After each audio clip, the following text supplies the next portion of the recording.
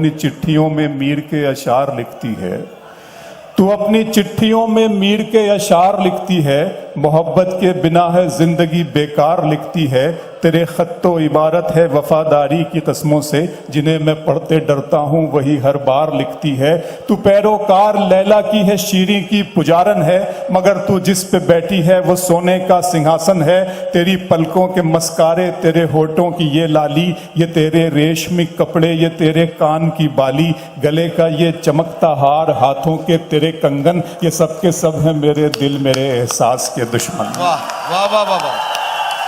तेरी पलकों के मस्कारे, तेरे होठों की ये डाली, ये तेरे रेशमी कपड़े, ये तेरे कान की बाली, गले का ये चमकता हार, हाथों के तेरे कंगन, ये सब के सब है मेरे दिल मेरे एहसास के दुश्मन। इनके सामने कुछ भी नहीं है प्यार की कीमत, वफा का मोल क्या क्या है एतबार की कीमत। शिकस्ता कश्तियों टूटी हुई पतवार की कीमत है मेरी जीत से बढ़कर तो तेरी हार की कीमत। वाह वाह वाह वाह वाह। शिकस्ता कश्तियों टूटी हुई पतवार की कीमत है मेरी जीत से बढ़कर तो तेरी हार की कीमत।